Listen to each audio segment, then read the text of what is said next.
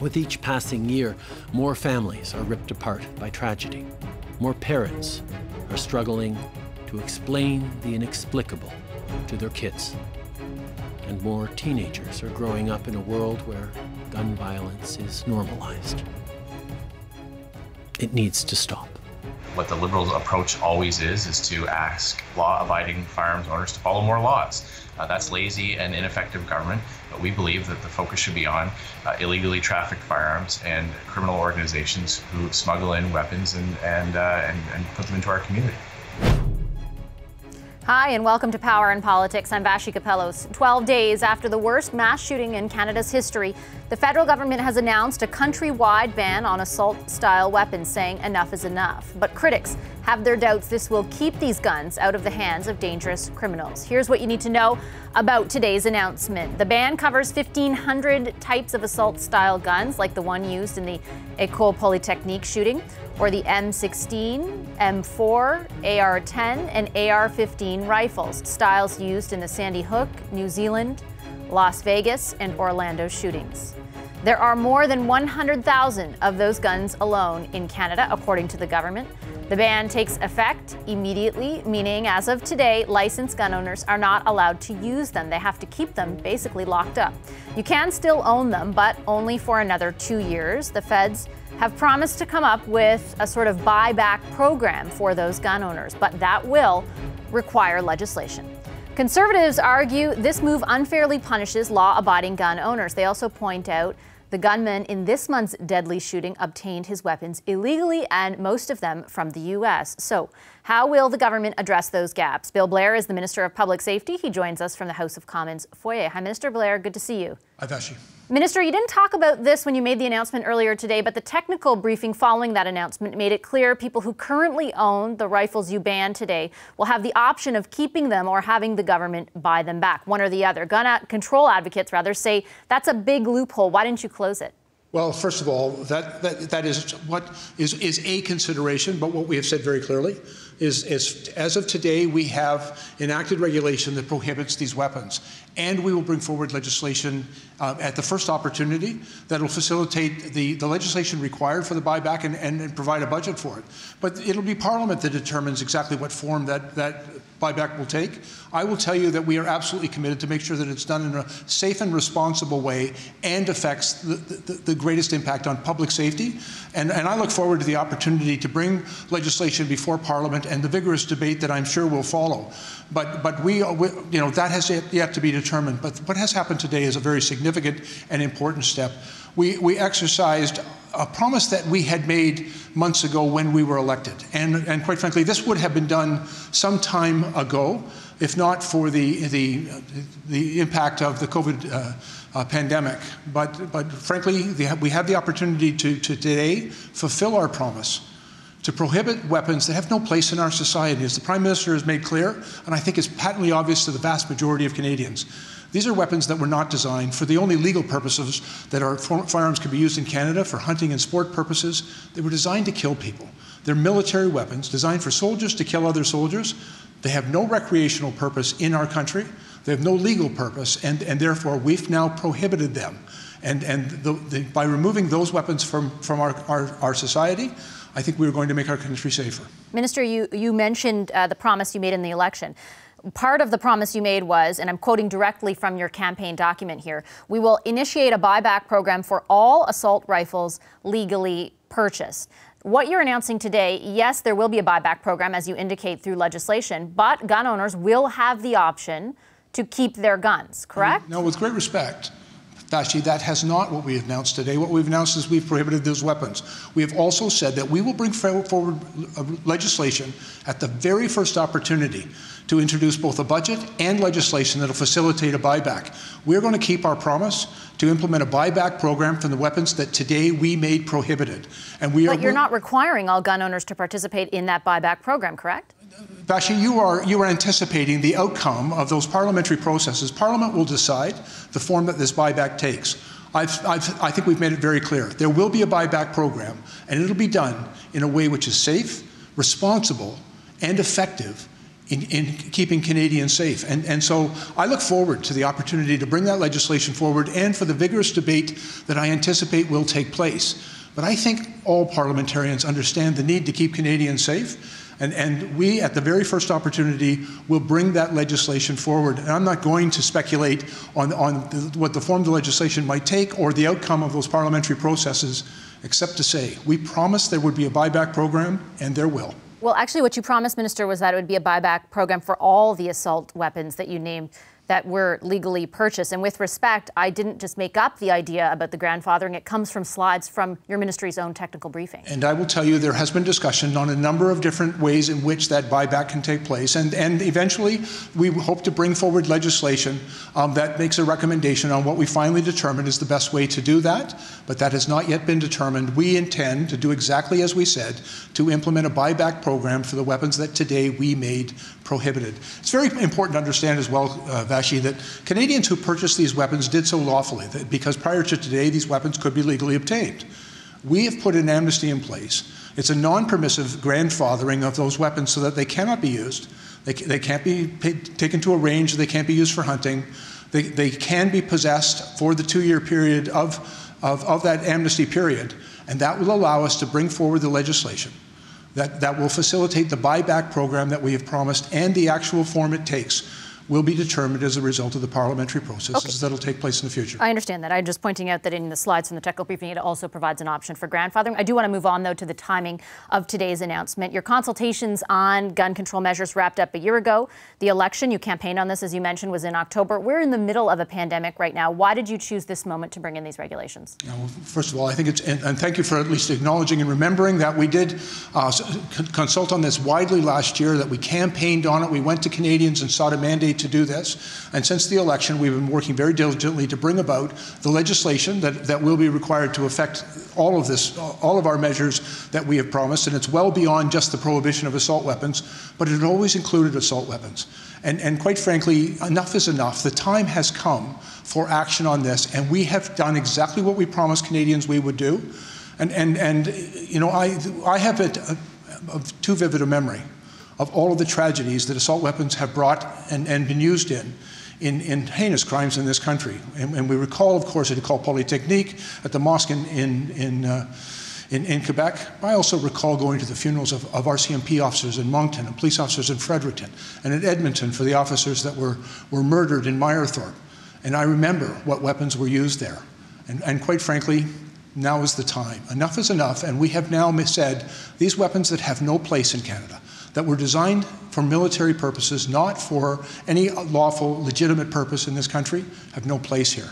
Today, we have made them prohibited, and at the very first opportunity, we will take additional steps to reduce gun violence, to strengthen gun regulations and laws in this country, and to do what is necessary to keep Canadians safe. I understand your point, certainly around all the tragic events that have taken place, and I know that many Canadians felt the same things that you describe after them.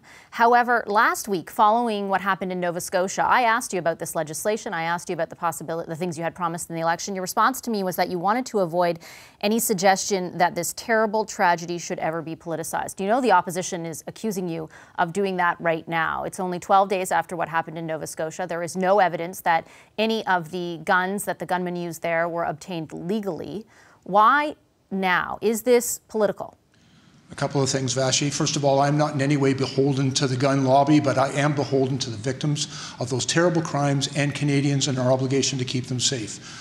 The RCMP will, at the completion of their investigation, be able to advise all Canadians where those guns come from and what type of guns were used. But I will tell you, I have sufficient information to know that when Canadians have that knowledge, they will understand the very clear and compelling connection between what happened in Nova Scotia and the weapons that we prohibited today. What is the connection, Minister? With respect, could you make it clear for Canadians right now?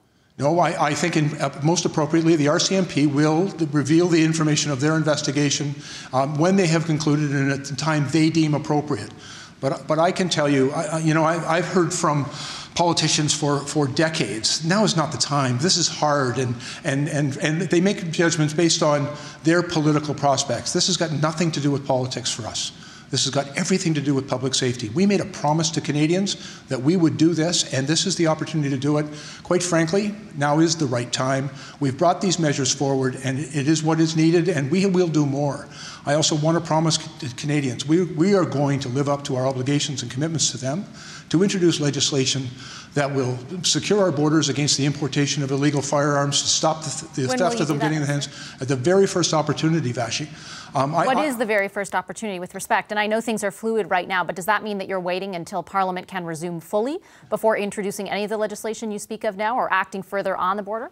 Vashi, in order to introduce the legislation, we require the consent of all parties in Parliament, and so far that consent has only been possible for legislation that has been directly related to the response to COVID, and it only has primarily been involving financial matters.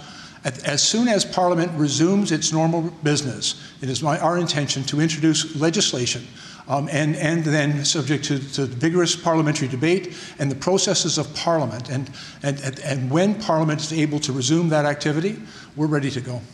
Can you explain to me again, though, why Nova Scotia? I mean, I take your point that the RCMP has to reveal what happened, but what we know from the RCMP so far, what they have told us is that one gun came from Canada, the rest came from the United States, and that the gun owner, the gunman in this case, did not have a license.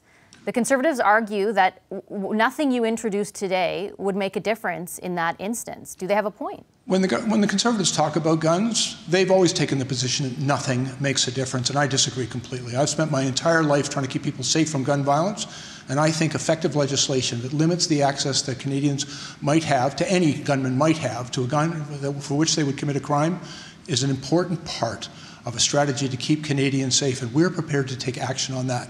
The RCMP, in the completion of their investigation, will, at their own appropriate time, review the details of that investigation, and I'm not going to preempt them on that. But are you saying that those weapons were legally obtained then? No, I'm trying to understand where you're coming from. Let me be very clear. The weapons used in this offence are very relevant to the work that we have done today. And I believe Canadians will have a better understanding of that when that information becomes available. Quite frankly, it's a bit of a misdirection to say that nothing can be done because some of these guns were smuggled. The reality is there is a certain type of firearm that was designed to efficiently kill people. And prohibiting those firearms from our society can make us safer, and that's the work we started to do today. We will bring forward legislation to deal effectively with those weapons that currently do exist in our society, but today, and as of today, those weapons can no longer be legally sold in Canada. And so we have frozen the market. The assault weapons that are in Canada today, that we will deal with those, but there will not be any more. And stopping this proliferation of military-style weapons in our society, I think, draws an important and bright line in Canada, that we do not accept that weapons should be owned and used by people for personal protection. It's in our laws for sporting purposes, target shooting and hunting, and the weapons designed for target shooting and hunting do not include these military-style assault weapons. Those weapons, the ones we prohibited today, were designed to kill people. That's what they were designed to be used for. That's what they have always been intended to be used for. And tragically in this country, it is what they have been used for. Okay, Minister, I'll leave it there. Look forward to seeing the details of your legislation. Thanks for joining us this evening. Thanks, Ashley. And back to our top story now. We have been discussing the Liberals' announcement that a ban today will happen on 1,500 assault-style rifles, effective immediately, actually. The Conservative Party says the Liberals are using the pandemic and the, quote, emotion of the horrific attack in Nova Scotia to, again, quote, push their agenda. So why are the Tories upset with this ban, and what would they rather see? Glenn Motz is the Conservatives' public safety critic. Hi, Mr. Motz. Good to see you. Thanks for making time for us. Thank you, Vashi. Your party released a statement today in opposition to what the government announced. Angus Reid released a poll as well today showing that 65% of those they asked strongly support a ban on civilian possession of assault weapons. Does that not say to you that the government is doing what Canadians want them to? Absolutely not. I mean, the government has shown that they can use misinformation and word games to manipulate public understanding or lack of understanding on an issue that most Canadians really don't understand. I mean, military-style assault weapons, as they describe it, is not a term in Canada. It has no definition, and I mean, and it stands on its surface that, you use a term like that and everybody's going to say, well, we don't need firearms like that in this country. And yet, it's quite problematic that, that they would continue to manipulate the public in this way. And at a time that's, this is nothing but changing the channel for them, Vashi. This is, they're facing huge issues with respect to how they're handling the pandemic. They are facing significant, pushback on the economy collapsing around them, and people are going out of business. And yet, this is how they want to change the channel on an issue that is important on public safety, absolutely. But now, right after this, the tragedy in Nova Scotia, to me, it's disgraceful. And the comments that I've heard from Canadians since this broke yesterday or the day before was, like this typical Liberal.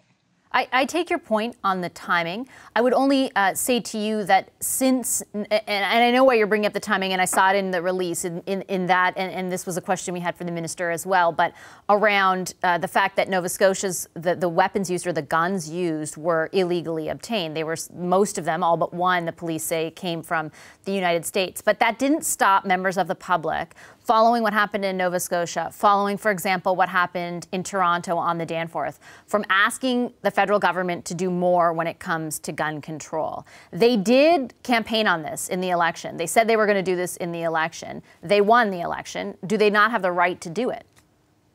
Well, I mean, if we're going to actually make a difference for public safety, Vashi, then let's do it. Let's have the conversation. Let's join in debate in the House of Commons. Let's have people and experts be called in to debate this issue and put forward a plan that's actually going to make a difference on public safety. The fact that they would do an order in council, bypassing that process, putting 1,500 plus firearms on a list that will impact only those Canadians who are law-abiding, licensed firearm owners.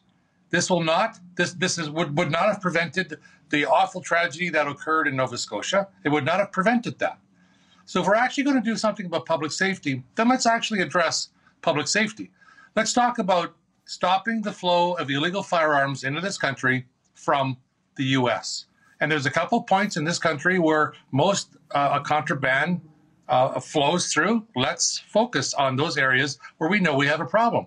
Let's ensure that the current legislation we already have in place, Vashi, which is very, very strict and sound, is actually has the resources to do its job. Let's make sure that those who should not acquire firearms don't have the ability to access firearms. And let's do that. Let's deal with mental health treatment and addiction treatment.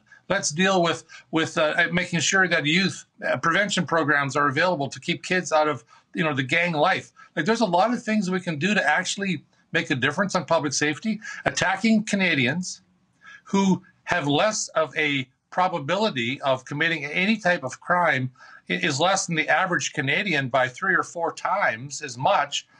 It's misguided, and it will not impact public safety. Like I've had many conversations with Minister Blair, and I've begged him, basically said, listen, if we're going to actually make a difference for public safety, then let's sit down and actually have that conversation. And yes, let's use facts and evidence to support it. They've told us, and you've heard them, Vashi, say, we are driven by evidence-based decision-making. Well, show us the evidence to support that this ban will actually make an impact on public safety. I do want to ask you about the border, but on the issue of, and using your words, you criticize them for attacking law-abiding gun owners. I think there's a number of Canadians who would ask, why does a civilian need to own any of these semi-automatic weapons? And I would also put to you that the government is giving those gun owners the option of grandfathering. So they can apply to the buyback program, but according to the technical briefing that I listened to, you can also apply to keep your weapon.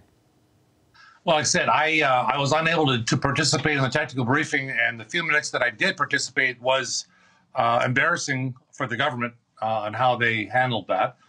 In any event, we will wait to see exactly what exact provisions are in this piece of legislation or this order in council, and determine how it needs to look. We need to ensure that when we deal with anything to do with firearms, we have logical, common sense decision making, or evidence-based decision making occur, and that we look at firearms for what they can do and what their capacity is, not by how they look. And but they have, in the list that was provided, they did sort of say, okay, this one was used in this incident. This one was used in this incident, right? Like, I take your point on that it's not always the case, but they did lay out their case for why they picked these specific ones.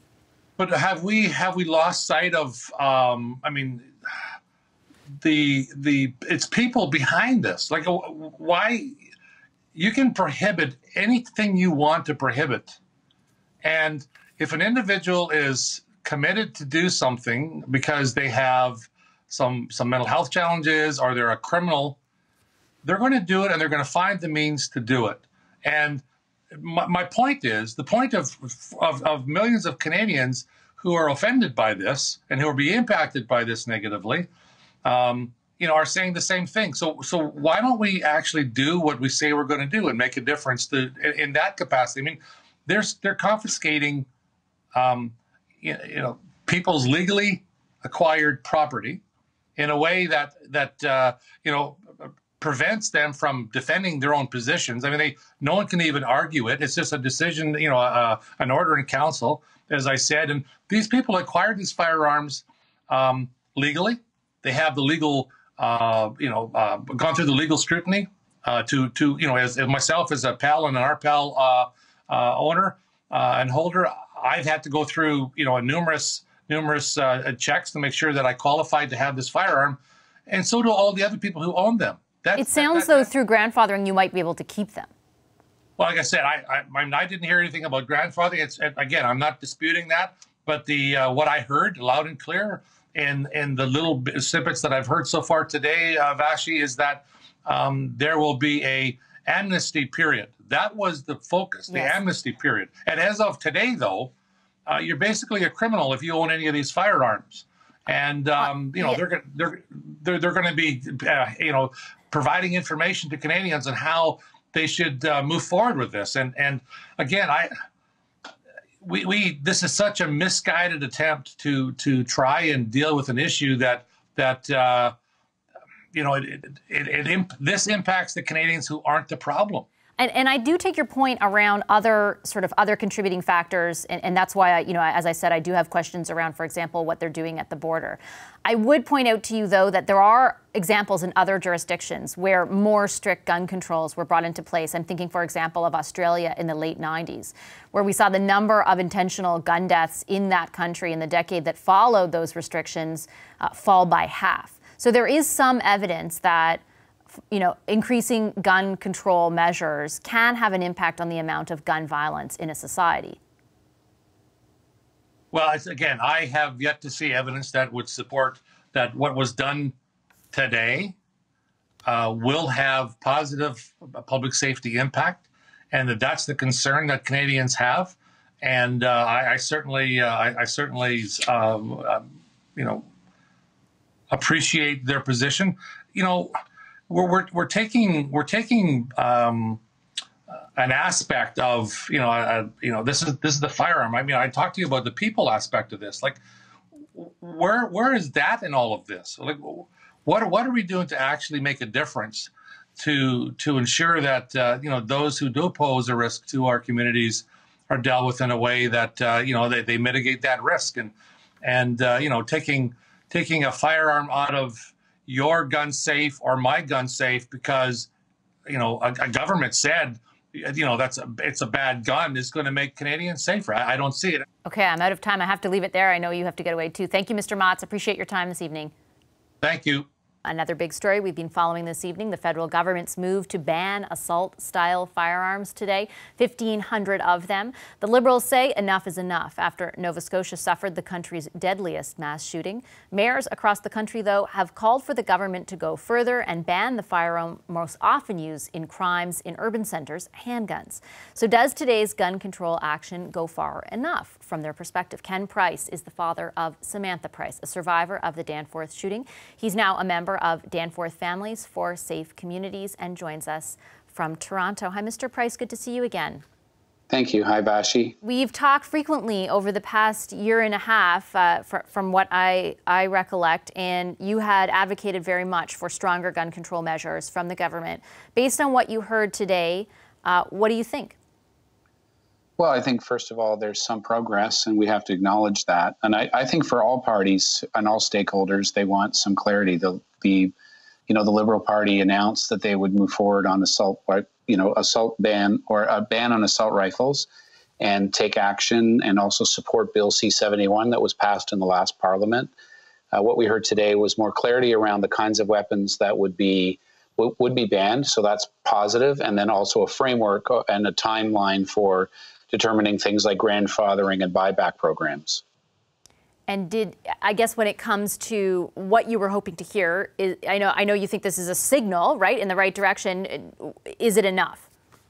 Well, I think on the assault, there's still some work to do even on what was announced today. So I would say that. Listen, I'm very pleased for the sake of all Canadians and in the interest of public safety to see this topic tackled at this difficult time. Obviously, as we talked before, Vashi, I think there were there were a number of things we asked for, but it were related to gun policy, assault rifles, as well as handguns. We feel are the two ends of the spectrum that need to be addressed. So we would like to see more on handguns for sure. Yeah, let me ask you about handguns, because part of what the Liberals promised, they rejected essentially a wholesale ban, which is something that actually mayors, for example, Mayor Tory and Mayor Plant have asked for. But instead they said they would give municipalities different powers, or they would work to give them powers in order to ban them themselves. We have no details on what that actually means at this point. What do you think of that measure? Well, I think compared to what was announced today, it's a lot less specific, which is what I think you're getting at, which is true. How would that work, and what would the criteria be, and what are the powers that a municipal level of government would have to decide, and how would that work with respect to their relationship with the provincial government? There are a number of questions. So in terms of the spirit to say, handguns need to be looked at, that's what I'm hearing. In terms of the specifics, I think there's not enough in there to say that they have a credible, policy suggestion. Maybe in the same way that they've at least laid out a time frame and the kinds of weapons and how they're going to look after the installed base and retailers. The guns that are in the system today. That's the kind of thing we would need to see if we were to feel that they had addressed the handgun discussion. I wanted to put to you some of the concerns that have been relayed to us through the day after this announcement from people who do own, not necessarily these firearms, but firearms, period, who feel as though the government is disproportionately sort of going after them with this.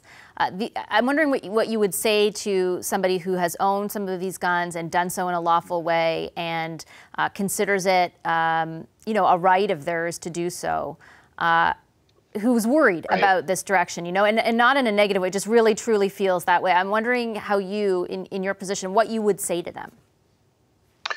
Well, I think there are a couple of things. First of all, before something, the terrible tragedy in the Danforth happened, we weren't involved, but now we are, and we've had this experience, and we're speaking from this experience.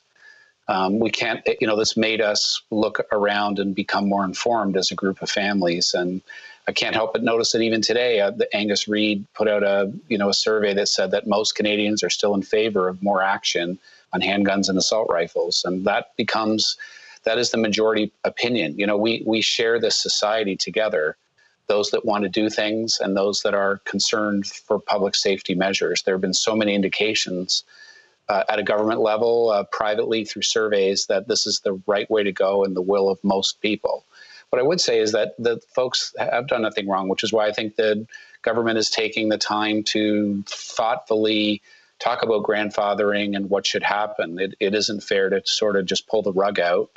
On the other hand, I look at, all of these high-powered weapons and easily concealed weapons in the hands of so many people, and see so many potential points of failure that's got to be held in the balance. Like the current model has too much risk, and a risk that's just devastating, has a multiplier effect for the families that can, can't be understood until you live through it. And I realize that may be a little bit unfair, but that would, to me, I hope that the reasonable, law-abiding folks that most of the gun owners are would hear that and say, I'm willing to give up something at either end of the spectrum in the interest of my neighbors. And again, I would also say the final thing is that, most people who own guns don't own these kinds of guns. And so this isn't really an issue that affects all gun owners. It affects some people that wanted to own these kinds of weapons. But in the balance, it's not in the interest of public safety. It's not in the interest of public health or of a shared society to have these weapons in circulation in our country. How did going through what your family went through impact the way you view this issue? Like, obviously it did. There's no way to overstate that. But how has it formed sort of the actions that you've taken and the viewpoint that you have right now? I think first of all, you're very introverted. You're in your grief, and I think everybody reacts a little bit differently. Certainly. I think it takes a while to heal and then a while to accept the fact that you're just going to have to live with this. It's not something to be overcome. I think it's to be accepted, and then you have to, decide how to move ahead with the fact that this is now part of your life. So I think that we took a while. It wasn't an immediate reaction in terms of the things that we said. We didn't come out the next day and say, ban all guns. We took a while and said there's certain kinds of weapons that we feel, after our own research and our collective discussion, don't belong in our society, and that would reduce the risk versus the desire to own these for other purposes. And I think the fundamental question for us was, it seemed that gun policy recently was around, why shouldn't I or can't I own a certain kind of gun, rather than why should these guns be used, because of the fact that they can have this deadly impact if there's a failure. And it doesn't take very many failure scenarios to cause tremendous grief, as we've seen, unfortunately, too many times.